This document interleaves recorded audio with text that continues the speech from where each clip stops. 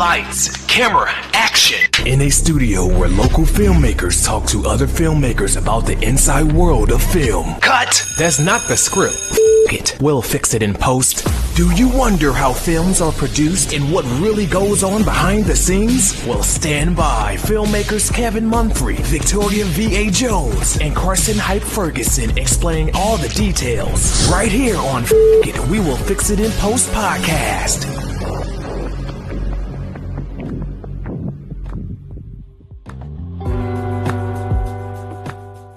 Good morning, good afternoon, and good evening. Whenever you're listening, I thank you for doing so. I am once again Kevin Mumphrey, and this is It. We'll Fix It in Post. I'm here with my colleagues, Carson Knight Ferguson, sure, and Victoria V.A. Jones. What's going on? Now, when you think of different jobs in film, you'll think of producer, director, PA, who normally gets screamed at a lot. Other positions sort of like that. But you never think of a position of researcher. And for like documentaries, there's certain film that research is an important aspect of that film. Yeah, you got to get it right. So today we have someone who is in the field of research of film, Caitlin Riggsbee. How are you doing today? Hey guys, good to be here. Thanks for having me. So first, like, where did your journey in film begin? Oh my gosh, I feel like every single film person has a distinct memory of like bugging someone with a camera and being like, "Hey, can I take that? Can I?" That's about how it is. Yep. So actually, it started way back when I used to be a singer. Actually, I used to be a singer, and I bugged my parents to let me go to American Idol camp, which was a thing that no one knows about because camp. It didn't There last. was a Camp. There's a There camp. was a camp for children. Wow. Yeah, The more you like, talk about this, the sketchier it sounds. Yes. Yes. So I bugged my parents. I was like, please, I want to go to American Idol camp. It was like in the middle of nowhere, Connecticut. And I went, and instead of singing, I followed around the film people the whole time. So I came back. My parents came to visit. They were like, "What did you sing? Who did you sing with? Did you?" They they brought in people who didn't win American Idol. People who got like third, fourth, fifth place. Wow. I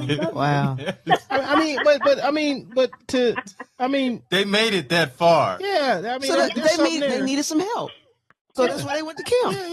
Yeah. So like, hey, get them real cheap. Get them real cheap. So from like 5th to like 10th place showed up to this camp. Yep. So I went, and my parents were like, "Who did you hang out with? What did you do?" And I was like, "Oh, well, they had this film crew." And I spent my entire summer just following them around, and they were like, "We paid money for you to do that." Hey, she's I bet you she was sorry for 2004, huh? Huh? Nah. So I put out the bag right there. I give you that was a good one. On the first turn, Finally. right? I give him that. So Don't give it to him. How much does this camp? Listen, I don't know. That is between my parents and That's their their issue. bank account. Oh, that is clearly an adult conversation. But I'm pretty sure they were pretty upset when they were like, "We spent all this money, and you followed around the film crew the whole time." Well, I mean, I'm that's just like, what? I mean, it's all in perspective. Like, No, she came listen. back, was like, okay, she knows what she wants to do with her life now. No. You went to go sing. Okay, I paid money for you to go sing. You know that sounds like the band parents that pay the money for the band equipment, Yeah. and then the kid decides they want to do drill team right after you spend big money on the band equipment. That's what that sounds like. I get where you're going. I'm just saying there's plenty of those stories.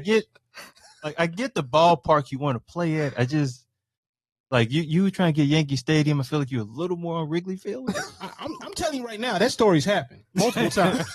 There's music stores that are out of business that are probably still making money off of them payment plans. You know, Oh my goodness. we're gonna move on because I feel you're gonna take this to a dark place. He's known to do that. So, so when you realized you wanted to work in film, what was your first job in film?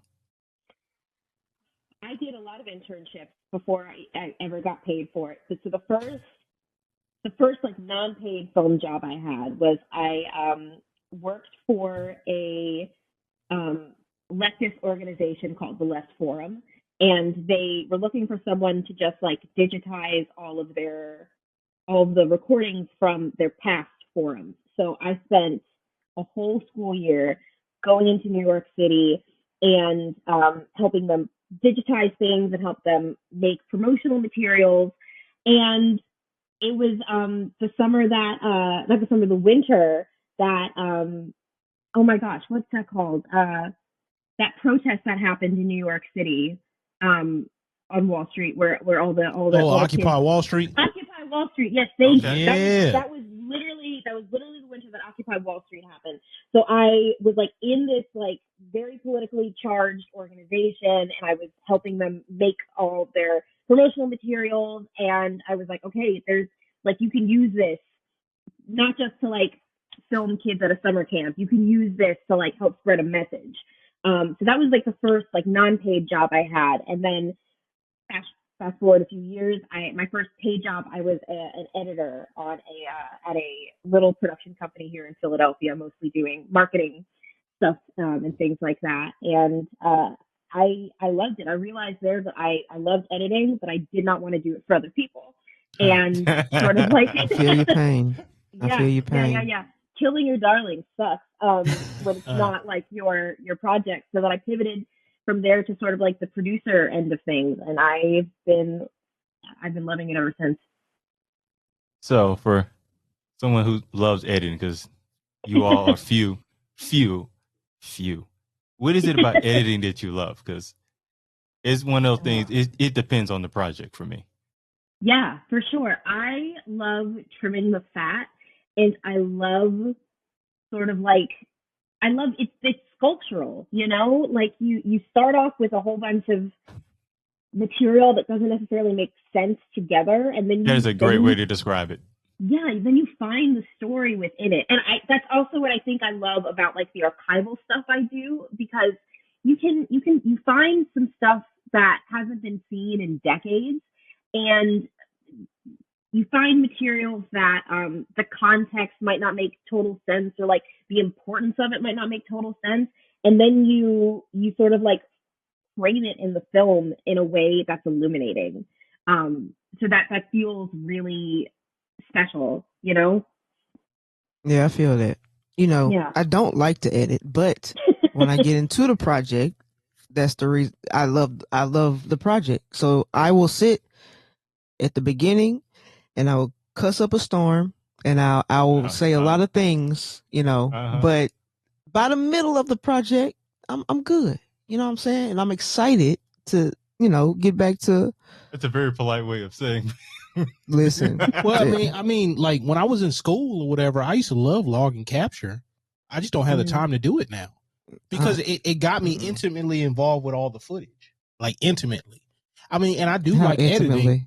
I mean, like very. I was in there. This is yo. I'm saying, yo, come on. And I blame you for that. Come on. You just gave him. You just had to give him that.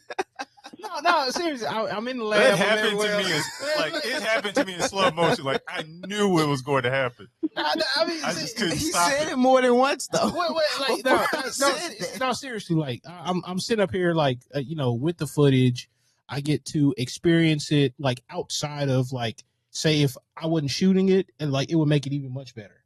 Like, but if I'm shooting it now, I get to learn it. Like I get to learn those little moments or whatever. Especially like I do a lot of event stuff, so it's like little moments I wasn't able to catch. Like in my mind, I'm like, oh wow, look that person over there. Like look at that smile. Like I know I want to use this, and I'll make little notes for myself, stuff like that. So. Can't do it. Now if I'm shooting it, even if I don't really care for the project itself, I can kind of, because I can at least go, I can see something I didn't see when I was shooting it. So I don't necessarily mind it. But again, it really depends on the project for me. Because if I don't like it, it's just a bunch of images. And it's like, I got to make a cake out of this from scratch. And, you know, and I can't cook. You know, so, you know, if I could, you know what I like, ultimately what I would love to do, I would love to have a editor full time, and I would just do selects. So like, I would pull out like the best that I could, and I would have another person look at it. And then we both go together with like, you know, second, third roughs or final edits. And to me, that would be like be able to hold my process like way down. That makes sense. Yeah. I guess. Now I'm gonna go back to your internship, your first internship. Yeah. So you're in were you like living in New York when this was all when you were doing this internship?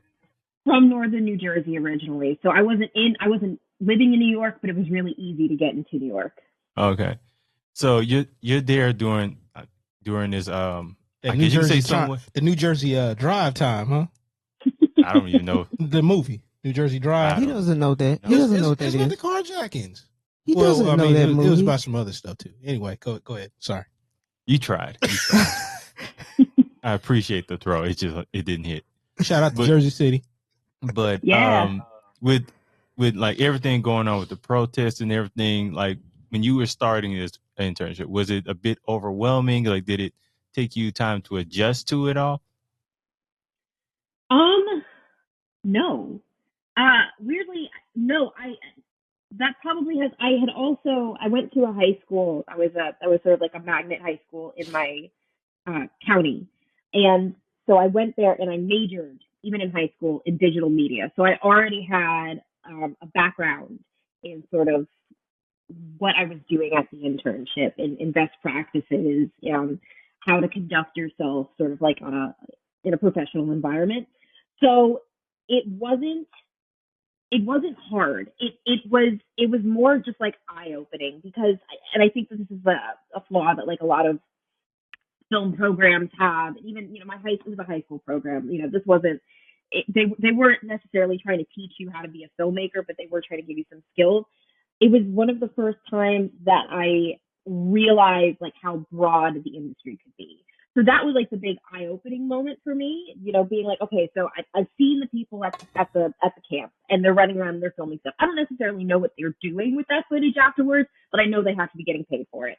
And then, I see people doing stuff at events, I see things on television, I see things in the movies. I know that sort of like there are people who are working in this industry who are doing that stuff, but I didn't necessarily know like how within reach that could be. So that was like the big illuminating moment for me. Like I am working side by side with film and TV professionals who like also have really strong political opinions, and that's why we've all ended up, at this specific company. But now I see a way forward. That's, I can choose to do events. I can choose to like sort of like put this skill I have and put it towards like good works, like Select Forum, et cetera. And maybe there's more even out there that I just don't know about that I could, try to like weasel my way in. So I had like 85 internships after that because I was like sort of not 85 literally. Just a lot. I had a lot. You had a lot of experience. I had a lot of experience. I probably had like 8 internships between the age of 16 and 22. Yeah. I don't recommend it to other people because like it's a lot, and you're doing a lot of work for free, and that's I don't think a good like mindset to necessarily go into your professional career with. But I sort of like became obsessed with like how many different ways can I apply these skills and what's maybe the best route for me to go down. So I sort of got like an early crash course that I think a lot of people experience more in film school, where you're, maybe I should try editing. Okay, that doesn't really jive with me. All right, maybe I'll be on set. Maybe I'll do lighting. All right, I don't know about that. Maybe I'm gonna do camera stuff. Maybe I'll do sound. I sort of got an early experience figuring out what I enjoyed about the medium. I think that's kind of good though. I think that's kind of good the way because you did it young, so you got to kind of figure it out, and then like you were like really really young where you didn't necessarily have to come up with the career or all that other stuff. You ain't got the life bills to pay. Yeah, I mean, because like that's like one of the hardest things, like especially once you move on, like making that transition is like like having to pay the bills. And do you want your thing to be your thing when it's your side passion or whatever, and you haven't like really focused in 100% yet? Yeah, exactly. And like between 16 and 22, your biggest bill at that time was what, light bills? I'm sorry, not light, phone bill. I feel Phone like bill. what? No, I'm sorry. Yes, I'm Phone thinking. bill. You paid the light? And, Did you pay the light like, bill, Kevin? The light bill was in his name. Yeah, it was. hey, look, stop 'Cause playing. listen, Stop playing. listen. It was always paid. It's just not always paid by I me. didn't pay no bill. Okay, Anyway, I was the youngest. That's just how we things put roll. more of our business out there than needs to be It's out cool. Nah, I like it when they put their business out there because I be telling jokes, and my business is in the joke. So I'm just, there. And you be throwing them out there. We don't actually do that. man, y'all be laughing. And sometimes we Okay. be having questions too, like why did this happen? Yeah, you like so. How did you get introduced to being an archival producer? Yeah, totally. So I sort of first came across that in an internship. I was working at a documentary production company in Brooklyn, and I came on to a project that was about Ruby Ridge, the Oklahoma bombing, and Waco. So just like Heavy and stuff. Yeah. heavy stuff.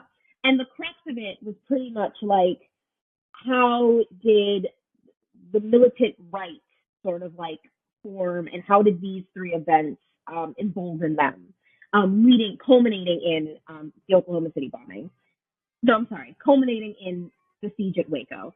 And a lot of what I was doing as an intern was finding archival stuff, nothing heavy, just like going on AP and like seeing what they had, and doing like heavy fact checking and things like that. And I was working pretty closely with some people on their archival team. And that was really interesting to me. I was only pulling stuff from AP. I was only pulling stuff from Getty. But when I sat down and I finally was able to watch the film, seeing like all of these different materials come together, things that they had pulled from the FBI, things that they had pulled from different news channels, was really, really interesting. And then I came back to that company a few years later, when I worked on Finding Your Roots with Henry Louis Gates Jr., which is a longtime PBS docuseries that's literally, you take celebrities and you take genealogists and you trace those celebrities' family history. And so much of the entire story is based on what we found, like what we, the researchers, found in these people's family trees. And sometimes it was really interesting stuff. So I would see, like, I found a mention of this guy's grandfather in a newspaper article. So I would see that. I would see that article show up in the final cut. And I would also help a little bit with the research with the archival producer. So there was like a really clear, like, the research that I'm doing to help write the show is also the research that is forming the visual basis of the show. And I really loved that. I took a little detour and I ended up working on a late night show for a little while. But when I decided to come back to documentary filmmaking, I took a position as an associate producer on a movie for American Experience. And I did all of the archival research for that show. And it was really hard because I'd never done anything sort of like that intense before. But again, it was just like, okay, I'm telling the story of a Black veteran, World War II, victim of police brutality, literally the day that he's discharged. That, like, he's permanently blinded by a cop. And I'm like contacting these newspapers, these Black newspapers, and I'm saying, like, hey, do you have any photos of this guy? I can't find a single photo of this guy. And they're like, yeah, we have tons. So that's like, it's literally shaping, rediscovering the stuff that hasn't been seen in decades. I felt really proud of that work, of like reintroducing it to an audience, you know? I'm sort of going all over the place. I'm so sorry. No, you're good. No, not really. But, so, yeah. Go ahead, please. So yeah, that was, I just had like a really profound emotional impact on me, you know, that I got to know these librarians really well in certain libraries and like developed like a camaraderie with them. And just like more more than that, I felt like I was helping to give voice to Sergeant Woodard, who was a serviceman, who, he passed away, I think in the 80s or the 90s. We weren't able to interview him. His family, unfortunately, didn't have any photos of him. So I felt really proud that, in the interviews that we were doing, of course, obviously we were able to like pay a tribute to him, but also even more than that, I was able to find materials that were more from his perspective, and some that were even from his perspective. So take us through the process of you doing the research. Like, how does that start? And how do you go, where do you go for your sources and all the other good stuff? Yeah. When I'm doing stuff that's really rooted in history, I always start with newspapers, because like sometimes they're publishing stuff that's like not correct and we know it's not correct, but oftentimes they're like, they're clues. It's sort of like putting together a puzzle. So sometimes there'll be just like a little offhand mention of like a person who was important, or like a name, and then you go and then you find where that person's belongings might have been cataloged, and then you go and then you message the archivist and try to pull things like that. It's really just like tracing the little breadcrumbs that have been left by a person, and finding your way back to their materials that way. Shout out to books. Shout out to books. Yeah. Reading is fundamental. So when you're researching for these projects, are there like certain places that's just like a no-go for you all? Like, we don't look there for information at all. Ooh, like you mean subject-wise, or like? Oh no, like I just do an example. Like, I know, like when I was in like college, they was like, don't go to Wikipedia for nothing. Oh, honestly, no. Like you have to like understand that there's some information is just incorrect. But more often than not, even like someone's like weird theory online isn't true, but they got to that theory somehow. So then if you like trace back, and that's like, especially, I feel like that's been especially useful like on when I was working on like finding your roots, because genealogists online are wild. And really? It's like a weird, it's like a very fascinating community that I'm like sort of a part of, because I also do genealogy on the side. But people are just posting like the wildest. I believe it. Wildest stuff online, they'll be like, yeah, I'm just definitely descended from. I can only imagine, like, seeing is like, I used to watch Jerry Springer. Where are you going with this? And then no, like the whole world is like Jerry Springer now. Like, have you been on the internet lately? That's just the internet. They usually, when they log off, they at least hide it. Not everybody now. Like, hey, some people just let it out. Listen, there's a lot of crazy people out there. Okay. I didn't expect this to go here, but a lot. So, like, please go ahead. Even Wikipedia can help lead you to something new and interesting. Don't take Wikipedia like as it, but like it's always a matter of just like going back and being like, all right, so like what was the source for this? That source might be a good place to really jump from. So don't look at the Wikipedia story about the dark side of the moon, is what you're saying to us?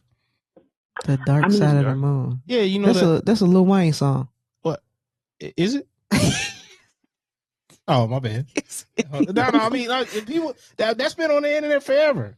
Like I grew up with Conspiracy Brother, so please don't mind me. So, I mean, it's a saying. I've always heard the saying, but I'm just saying it's a Lil Wayne song too. It's also was it not the Far Side? Pink Floyd.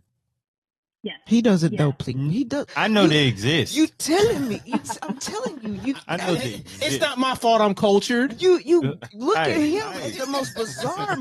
questions. I And wish he you would does look not that know. way. Like, you should have looked over here and said Yes. that to me. You should really do that. Why would you even do that? What are you talking about? Like, he knows they exist.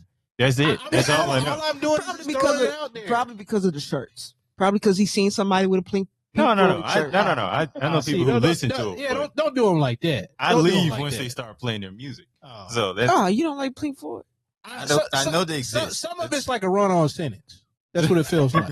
I'm not. Listen, am I lying? Listen, let am me I tell lying? you something. That is, You're not wrong. if you You're not if you wrong. just in your room by yourself So- and then you just shut all the lights off and you listen to some Pink Floyd, it's a whole different atmosphere. There's times when Don't look at me like that. There's that times, sounds like something that was none of my business. there's times when you listen to it, right? But then, like, there's He other doesn't times when you like, listen to 'em. I mean, probably not right now. Anyways, let's get back. we so getting away from Pink Floyd. So, and I didn't realize until you mentioned it. Basically, like with the show Finding Your Roots, all of the information they use are basically coming from you all. So Yeah. pretty much they can't really start production until you all are kind of. So, do they give y'all like a time frame from it, or are they were they kind of doing production a lot more, like whenever y'all get it? So I don't know how much I'm allowed to say. I don't know how much my NDA. Oh yeah, please. Don't worry about that. Don't get us mixed up in that. Don't worry about that. Hey, we ain't got no qualms. Hey, skip that question. You know what? Yeah, okay? let's skip that just- question. let's just move Go on. to another. Yeah. Go to another question. Let's be safe. All them questions you got down there. Skip to another question. You don't, So you don't want to get on Skipgate's bad side. yeah. No. So like I know like for certain jobs, like if you want to apply for a direct, they'll show like a reel, or you know you have your like resume. So like, Yeah. what would be the process for a archival director applying for a job? Yeah. So I don't have a reel. I have a website and I have a resume. So pretty much, and also like, I'm sure you guys have all experienced this. Like eventually in your film career, you stop like going after jobs and like you start like contacting your network first, and then people start like recommending you for jobs. So Yeah. at this point, pretty much people message me and they're like, hey, we need someone to do archival for something. Can you just like send over a resume? And that's pretty much all I'm going on at this point. My resume, my IMDb page. I mean, no, that's good though. That's good though. Yeah. Like that Yeah. means you created work history, all that good stuff.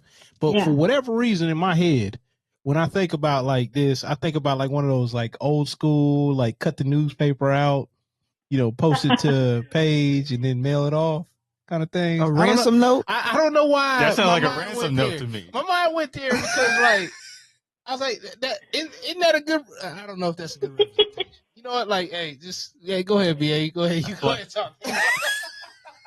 This man over here talking about a ransom note. You apply for a job by ransom? You slide it under the door. Oh, you gonna hire me? And then they open it up. And oh, you gonna hire me? And all these little cutout newspaper things and your name at the bottom with your phone number. I'll see you Monday, or you'll never see your family again. Look, all I know, if it was in a movie with Ryan Gosling, people would eat it up. So, Don't put Ryan Gosling in your bullshit. What? How did we get here? I knew you were gonna take a dark turn somehow. How did you take You know, applying to a job? I had a legit question and I forgot it. Golly. hey, that's not my fault. It is your fault. Hey, you need to have a piece of paper because you got bad memory. No, you throw me off so bad, and I'm just like, what? I be trying to think. I keep it fun over here. Okay. I don't know what He is literally why I have paper on me, because I forgot 2 questions I was going to ask. Okay, Oh man. as we've simmered down, so We like ain't seen- whatever. most of the projects you've done is most of which you do in pre, or there's anything that you do in post production. Yeah, actually, I do a lot of both. So it also really depends on the project. So sometimes the director will want to like sort of come to an interview armed with like an arsenal of archival materials that they can draw from when they're asking those questions. So in that case, especially with the freelance work that I do, I'll normally do like a first run, and I'll go through, I'll pull as much stuff as I possibly can.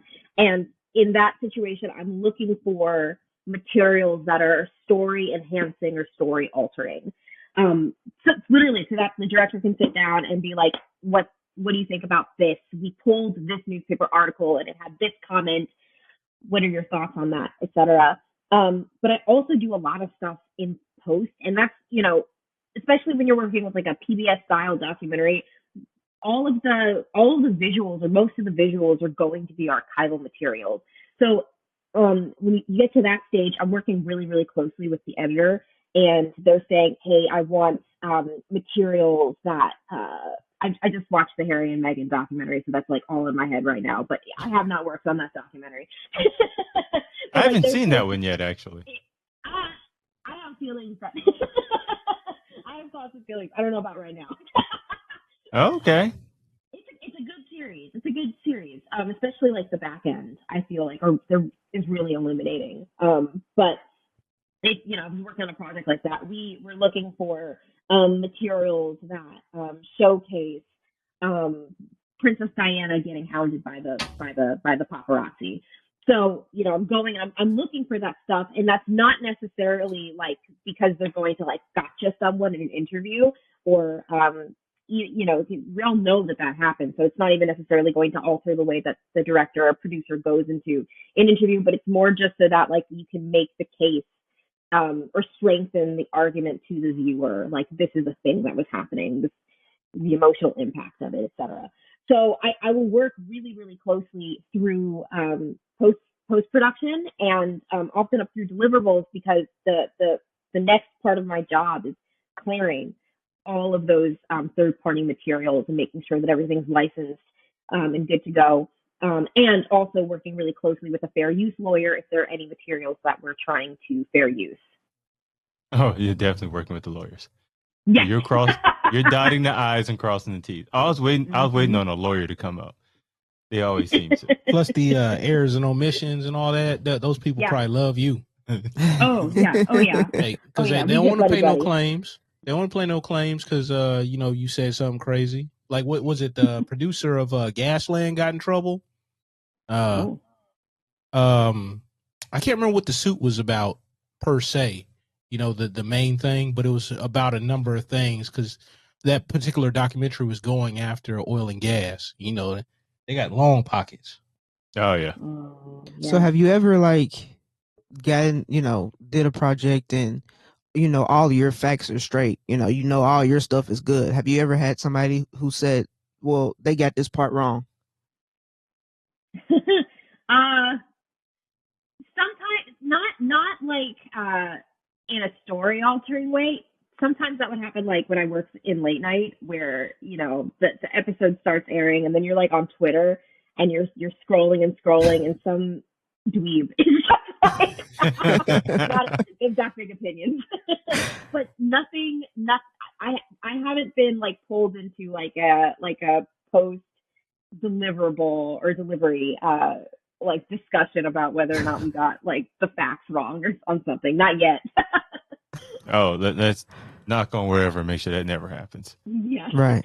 But wanted to ask you this, since you brought up the Harry and Meghan. I'm not going to ask you what you thought of the documentary, but I want to ask you: could you watch like documentaries and like take off your filmmaker hat and just kind of watch it? Oh, I have a hard time doing that now. Yeah, I thought so. Well, yes, probably not with Werner Herzog or somebody like that, right? No, even Werner. Really? Okay. All right. Yeah, because I feel like, so like, and y'all too, like you're in this stuff day in, day out. I have a silly little film degree, and like I had the 4 years in high school too. So like you eat, live, breathe decisions. So when you're watching a documentary, especially because that's what I do, I'm able to turn it off a little bit more with like fiction stuff. But like, especially documentaries, like I'm watching and I'm like, what is the filmmaker trying to make me feel? What are they trying to make me think? And how are they setting up this argument? And even if it's like a verite piece, you're still leading the audience to feel a certain way about the different characters, and you still need to get the audience to like buy into your story. Like you still have to have suspension of disbelief, even if it's a documentary, you know. Right. So I find it really hard, and like even with, like especially with archival heavy stuff, I'm like sitting there and I'm watching and I'm thinking, okay, like where did they get this from? Like who did they contact? Like how many, like if I was doing this, like how many lawyer conversations was this probably? Okay, they blurred that person. I wonder why they blurred that person. So like, I feel you. I feel you on that. I feel you on that. I thought I was bad. Nah, listen, I was, you know, I mean, Nigerian movies on Netflix aren't that good, anyways. But you know, but I mean, but listen, you know, I was watching one the other day, and I forgot the name of it, but I was trying to give it the benefit of the doubt, but I just kept looking, and this woman was sitting down, and her knees were ashy. And I'm like, why did they let her get on set with her knees ashy like that? Like, that's the only thing that was in my head. You ever been to Africa? Yeah. But I'm just saying. I mean, I'm pretty sure there's a couple people in Africa with ashy knees. I'm just saying. Not on the film set, though. Okay. So we know your it wasn't a documentary, is what I'm telling y'all. Everybody gonna be moisturized on me. No ashy knees over here. Hold on, let me check your knees. Get up in here. Now, like to me, I feel that's a bit much. But how is that much? But for me, like, what is it? They were very ashy. The one Tyler Perry movie. The one Tyler Perry movie was it Acrimony, where the guy was in the back, he's drinking water, and next thing you know, he's like that, like because the cuts were so abrupt. Okay, yeah, I get that. That takes me out, but I'm unlike most of my friends. But I'm saying you could. I mean, that was an edit. That was an edit problem. Somebody could have caught that. But I'm just saying, you on set. There's a lot of people on set, and they don't see this woman's ashy knees. Like, what is you doing? I think that's you just nitpicking. Because I could turn it completely off, which is like funny, unless something like really jars. No, I can't. Like the continuity issues with the all right, dude's drinking out of a cup, then it just cuts to like him eating off the plate, and there's nothing on the plate. Then it cuts back to him drinking, and I'm like, whoa! Like it took me out of the story. Now I'm. Go ahead.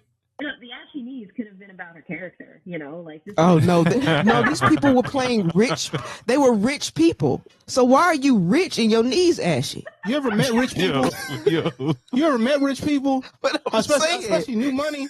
I know. I don't know people they were with royalty in front of trailers. I'm just saying they were playing royalty. So why are your knees ashy and your royalty?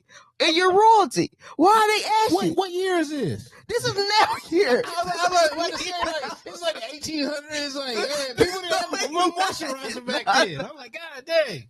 She's like, oh, berries and twigs. She's like, hey, put that on your knees. No, this is now. It was now. So, we moving on because there's just so many jokes, and I don't want to say them. So many jokes. But anyway, so I'm gonna go up to the line. No, I will mute your mic.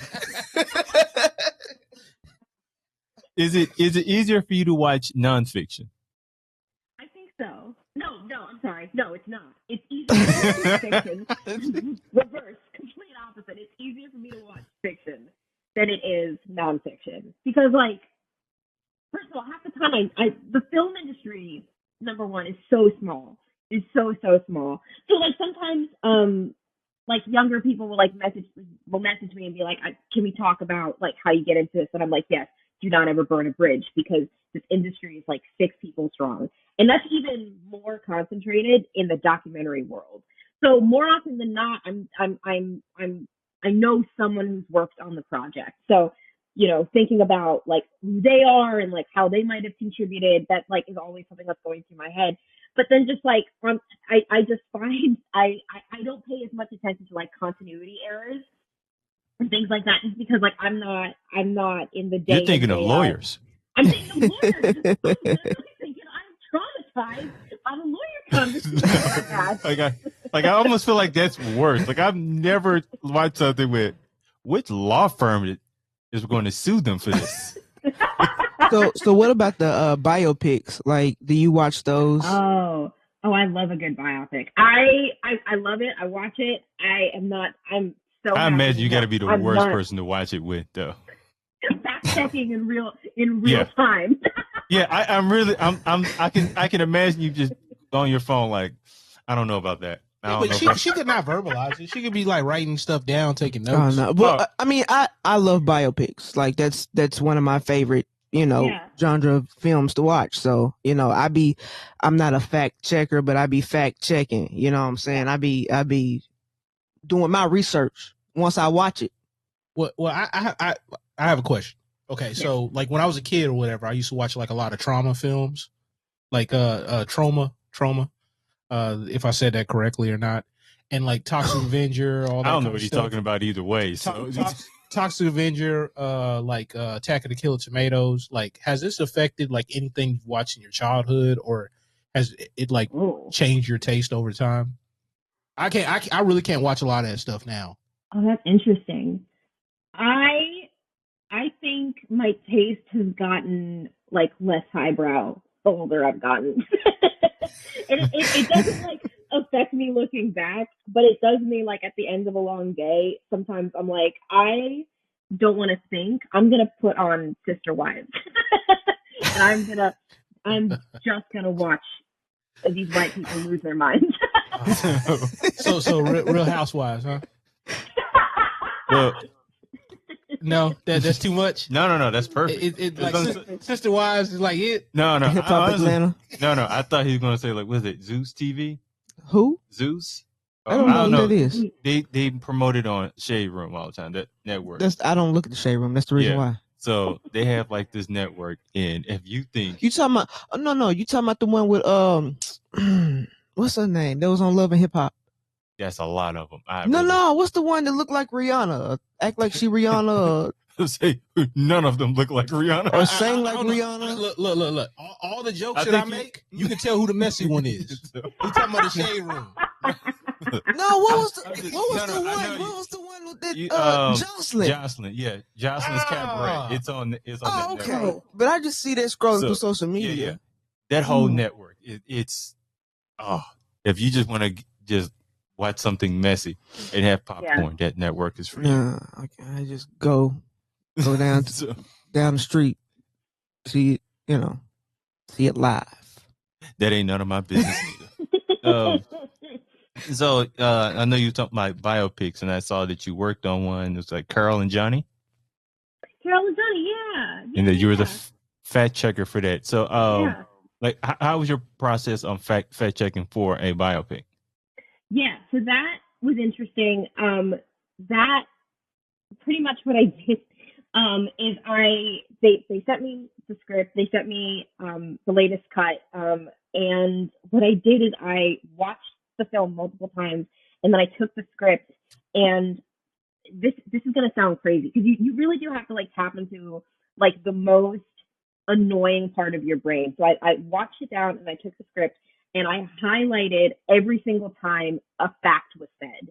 And then and sometimes people are, sentences and multiple facts are happening in one sentence. So I like had to color coordinate it. And it could be something like as silly as like, my name is Johnny. I had to go back and I had to prove that his name was Johnny, and wow. It's literally like, so I took the script and I was like, okay, I need to be like the most like annoying little like 10th grader right now, and just like, I need to like literally think about like every single thing that anyone is saying in this series that could possibly be, well, that didn't really happen that way, So the process for that was incredible. They had already done like a lot of work. They already had a lot of materials from Carol and Johnny because the filmmakers had been filming with them for this whole time.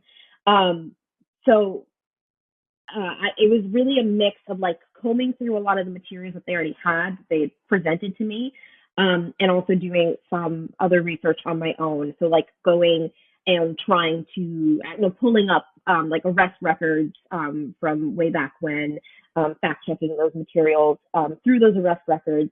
I didn't have enough time to do FOIA requests, but that's like another thing that I often do where you have the right to request documents that were created by the government. you know, depending on, you know, some things are declassified. You can't ask for like, you know, JFK stuff, but like a lot of No, they released it. They released it this week. It now. Yeah. They released it this week. Yeah. But things that like aren't a matter of like national security. You know, you can go and you can like go to like the police and you can be like, I want someone's like arrest records. I want all of the documents that you guys have from this agency. And so I didn't have time for that on Carol and Johnny, but other projects I will do that. I'll make FOIA requests for documentation, and a lot of it was like newspaper reporting and going back through and there was one thing that like Johnny kept saying where he was like, I have been, oh God, how did he say it? It was like, I was the longest running bank robber in the United States. And I was like, no, you weren't. Another guy who had found it, I was like, he's got you by like a good 5 years, my guy. You can't say that. So it's like silly stuff like that. Like a lot of times, and I think that it, you know, because most people are good people. Like you assume that when someone says something like about themselves, that they're like speaking correctly. And oftentimes, if they're not, it's not out of malice. It's just because like they're misremembering, you know, or, you know, at one point, I guess he was probably the longest uncaught bank robber in the country. but you know, it's really like taking what someone is saying and then trying to parse out how many things in the sentence could be facts and how do I trace my steps so that I can prove or disprove the statement. That's kind of weird though, because yeah, to me, like I think about it like that's like every Reddit post I've ever been on, and then Twitter after 2:00 in the morning. Man, I'm just thinking you're like the worst person to lie to. I'm probably good in the moment, but like 10 days later, I'll be like, wait a minute. Like you ever had like any of your friends go, like, I think my boyfriend's lying. Could you check on something for me? Oh yeah. Man, that's a skill. I feel like that like any female under the age of like 40. That's even better than working at the police department. Look, you know what I'm saying? I wasn't gonna say it, but you know, like the first 48, They want a confession. They can have all the evidence. They want a confession.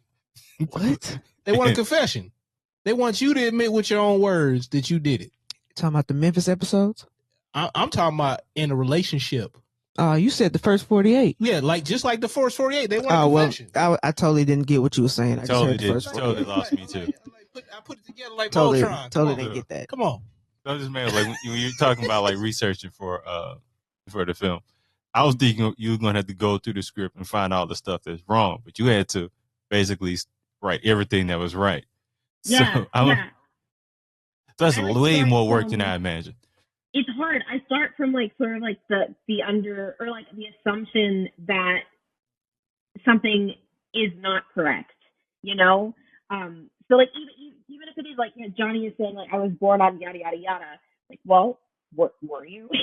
Citing the records to prove or disprove it. It's an interesting skill to sort of like turn on and off, and I feel really thankful that You can turn that off. Do it. Yeah, you try. I don't know. Like I don't know. That's kind of wild to me. You ever get somebody where you be like, oh, he lying. He's straight up lying. Like you just know. Like it's I was like, everything he is saying is a lie. Like you and the director look at each other like, it's bullshit. Hey, do you want to tell him or should I? We're just gonna let him keep talking. Okay, cool. Okay, sure. No one caught you. Not caught you. Okay. She'll find out in about 5 minutes. But go ahead. She's a professional. Like, trust me. There's that clip of that one guy that goes around talking about how he lies to all these different women in relationships with him so he can sleep on, like, have a place to stay. And this dude was like notorious, like online. There's like this whole channel. That's a love scam. Yeah. Yeah, Hobosexual. It's getting cold outside. You know, they need somewhere to stay. No, seriously, that's what they call some of these cats. Hobosexual. They need somewhere to stay. It's getting Yeah. cold. And tax season coming up, they need somewhere to stay. Hey, look, that earned income credit. I'm telling you right now, that go a long way. I feel like there's a documentary about this. No, but that dude, whatever, they talked to him like 3 or 4 different times, and they got like YouTube videos. There's like a channel that does these like just weird introspectives on these people that have like these crazy lives, like from like all corners or whatever. And this dude's like supposed to be the notorious like cheater. And then he got caught. He got caught cheating because he was on like 2 or 3 different little mini documentary platforms. Well, there go his tax money. And he's like, yeah, I kind of felt bad because I kind of got caught since the last time we talked. He's like, yeah, she saw me on this. And I was like, why would you go on there? You didn't think she said? He wanted some clout. He wanted to brag. You know what I'm saying? Like you want to brag, but you don't want everybody to see it. It's a weird thing. Well, maybe he want to get caught. Maybe that's what it was. It's like, maybe so. Maybe he was getting tired. You know, maybe he got what he wanted. But now, are you like working on documentaries and nonfictions? Kind of. Would you want to work in fiction in any capacity? I'm open to it. I just haven't. And I don't know. I feel like I might have to move to really facilitate it. I've like gone remote, and I moved to Philadelphia because like documentary production, I think really has shown that it can accommodate that over the past 3 years. I would definitely be interested in sort of like helping or like working as a fact checker or a researcher on like period pieces, or even just like films about like mafias, like. Now you're talking. Yeah. That's the type of stuff I like. Yeah, we know you like mafia films. Absolutely. I love those. So I know it's not mafia, but did you ever get to see the one about the Black Panthers, the recent one? Was it the Black Judas? Oh no, I haven't Black seen it Judas. yet. Yeah. That looks so good though. Okay, because I was going to ask you, what'd you think about it? Because I know that's a specific time period. Yeah. And I was going to ask you, like, hey, did you think they got it for the most part right? Yeah. But I can't ask that question. Yeah. Now, I wanted to kind of bring up like your time at last week with John Oliver. Yeah. I know they deal with like social issues, political issues. So like as far as fact checking, like what is your process of kind of fact checking and stuff you would look for to accommodate that show? Yeah, it was really similar. So I worked under like really an incredible team of producers who all have backgrounds in like heavy, hard-hitting journalism. And they really altered or like really helped inform the way that I approach fact checking because they all are just such incredible journalists. And I think that's like one of the things that makes that show so special is that it is really funny, but it is like hard-hitting journalism at its core. So basically they would tag me in to like assist them with like making sure that like the stuff that we were saying on the show was factual. And sometimes it's like silly stuff, like sometimes the writers would write a joke and they'd be like, can you fact check this joke? Just so that like, because there's always someone like on Twitter who's like, well, actually, that's not how that works. So, and it ultimately is the writer's final decision whether or not they incorporate that note. But it was really similar. It was this is the statement. How many separate facts are in the statement, and how easy is it to disprove the statement ultimately? So you always are approaching anything that you're fact checking from like a really critical place. If it stands up to scrutiny, then I feel comfortable standing behind it and being like, I did all I could to make sure that we weren't saying anything that was wildly incorrect. I really appreciate that because I know that's not done everywhere, especially in the age of clickbait and all the internet stories and all that stuff where people want to be fast versus worry about being correct. So that's nice to hear. Yeah, yeah. I was just thinking, like, how hard could your job have been if someone was doing it like in pre-internet? Oh, it would have been so every aspect of like all of the jobs that I do. So like fact checking, exponentially harder, archival research, exponentially harder. It's so much easier now to do like that research, that baseline research online, and then to identify like repositories, and then I can just email them and they can send me a file. Like that's impossible 30 years ago. You know, Right. 30 Exactly. years ago, Exactly. yeah, I'm She would have been on contacting these people. she would have been on the microfiche. She been on the microfiche. Dewey Decimal would have been her homeboy. I mean, it wouldn't be that. I was thinking of like a fax, maybe. A what? Maybe a fax of some. You could. You talking No, about no, faxing? No, Yes. he's talking about the Carfax. No. What? Fax, Get, like, out, get out of here. What you say? I'm thinking like All right, get up. I'm about to head out. I would imagine this would hold production back exponentially, but like you could fax some files. I mean, we had printers back then. It may take a minute. You know, you gotta carry a bunch of ink cartridges, but You know, Carson, you really messed me up. you know, He said it, and I was trying to figure out what was he talking about, and you said Carfax. No, Just like- he's talking about the like actually getting the facts right. You know, like I that's understood what it. I That's meant. why I told it. I didn't know if he was saying fax something or getting the facts. No, he was talking about both you though. know, He and I was just like, he said what? one, he's like a rapper or whatever. It's a double entendre. Oh my god! So I mean, hey, you listen to Lil Wayne. You the one that told us about him. I said he had a song. He's a fireman. so, Okay, I'm In sorry. the episode. I'm done.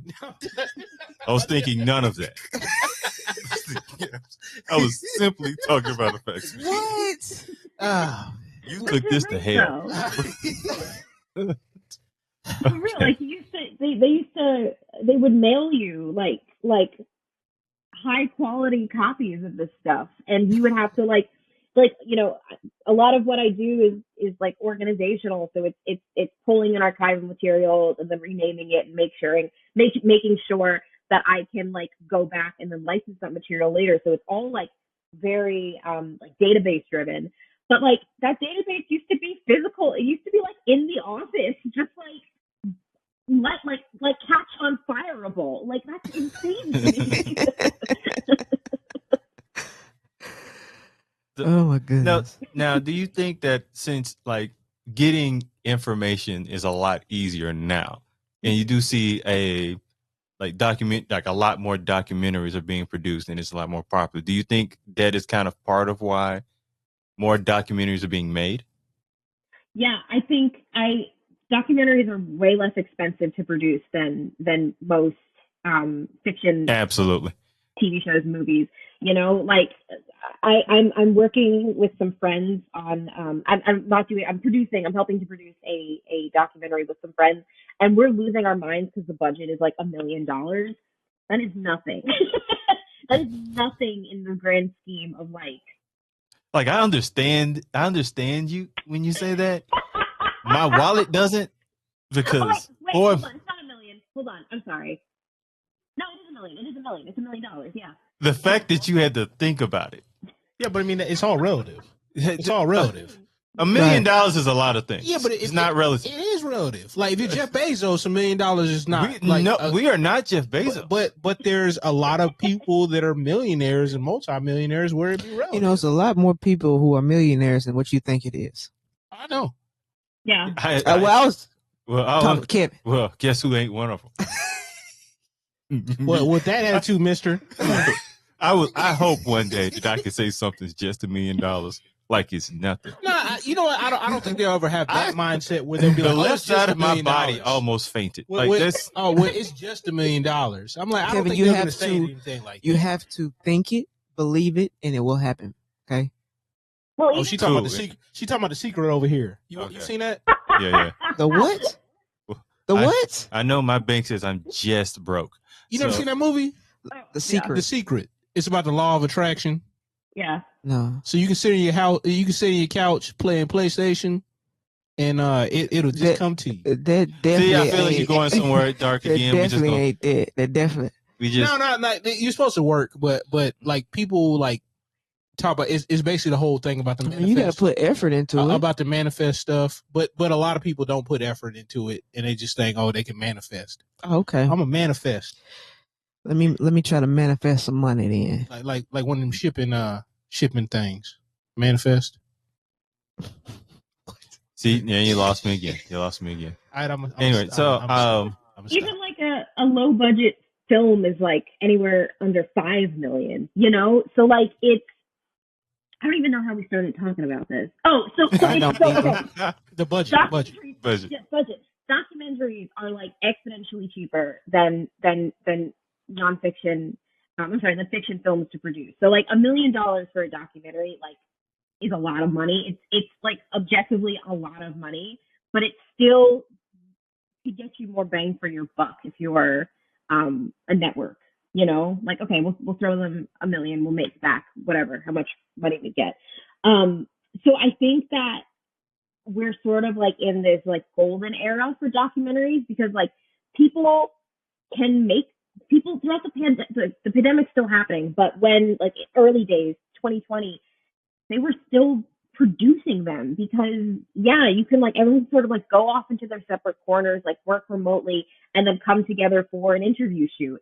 And you really only need a few people on set for that. Like you need someone to do lighting, you need someone to do sound, and you need camera and, you know, and the director, if you're really doing like a skeleton crew situation.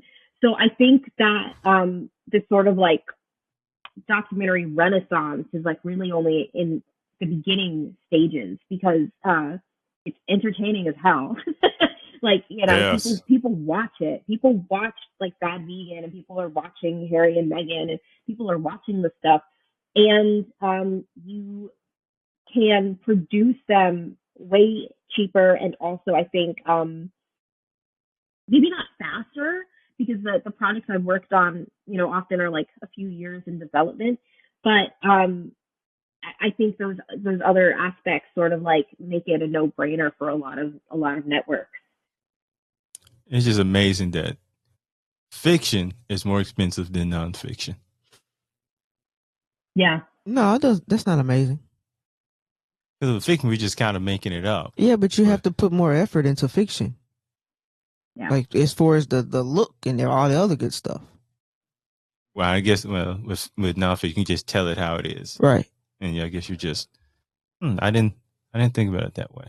Yeah. But as we're gonna get ready to wrap things up, but for somebody who's wanting to get into your field, like what advice would you give them? I would recommend that they take every opportunity that comes their way. I think that one of the things that's the most fascinating to me, and for when he's like working in documentary, is how weird everyone's path is. And I think that goes for like the whole film industry as a whole. Like no two people have the same path that they've taken to get here, even if they're in the same exact place. Right. And I have like honestly found that there's sort of like this really beautiful like serendipity that happens when I'm working on a project where I'll sort of like Slumdog Millionaire style, like remember like, oh, I learned about something like this years ago when I was like interning on this one project, and now I'm like tapping into that skill that maybe has been sort of like sleeping for a while, like laying dormant, and now all of a sudden it's relevant again.